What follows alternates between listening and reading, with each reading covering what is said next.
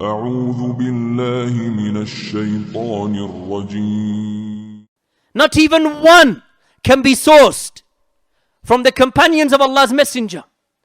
Over 100,000 of them. And not one celebrated the birthday of the Prophet ﷺ. So therefore, how can it be considered as an act of ibadah? As an act of nearness to Allah subhanahu wa ta'ala? As an act of good? Because indeed, if it had been something good with Allah subhanahu wa ta'ala, then the Messenger of Allah sallallahu alayhi wasallam would have been the first to command with it. Rather, the companions of Allah's Messenger sallallahu alayhi wasallam would have been the foremost to race towards implementing this khair and this good.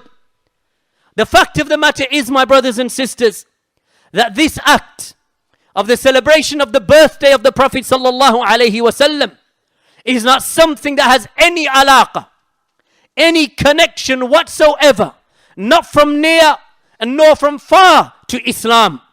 Rather, it is more resemblant of the behavior of the non-Muslims that has been introduced into the ranks of the Muslimin.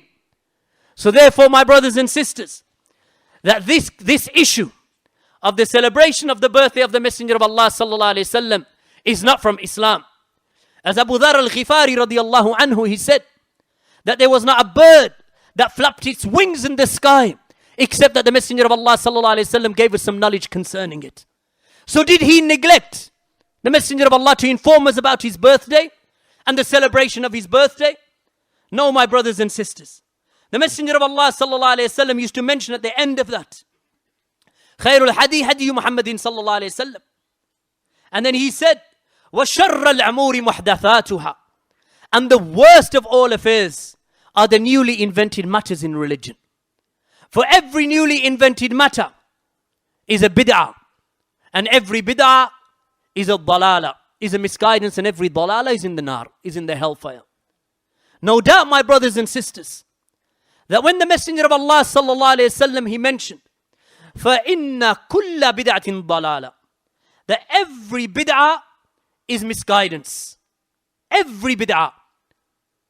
This word, kul, meaning every, it does not exclude and makes no exception. There's no istithna, my brothers and sisters, with regard to this affair. The Messenger of Allah sallallahu alaihi wasallam mentioned that every newly invented matter, every bid'ah is misguidance. And every misguidance with its adherent is in the hellfire. And this is why the great a'imma, such as Imam Ahmad ibn Hanbal rahimahullah ta'ala, that right at the beginning of his usul sunnah, he stated the same affair.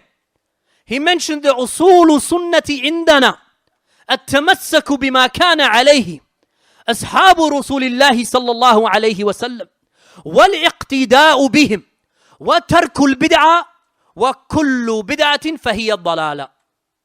He mentions that the foundations of the sunnah with us is that which the companions of Allah's Messenger sallallahu alaihi wasallam were upon.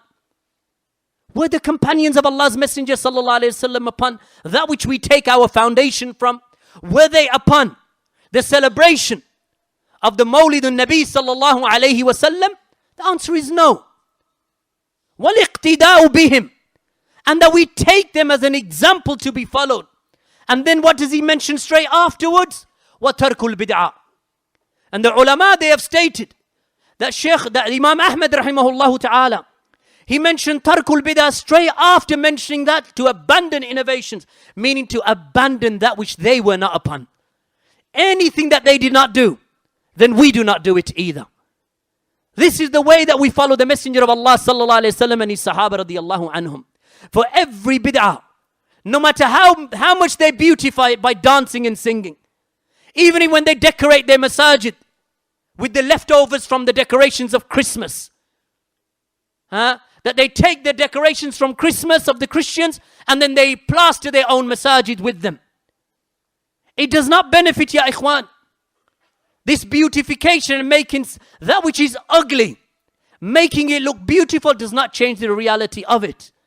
It is something that is forbidden and not established neither in the kitab, nor the sunnah, nor from the salaf of this ummah. Walhamdulillahi rabbil alameen. Wa sallallahu ala nabiyyina Muhammad wa ala alihi wa sahbihi wa sallam.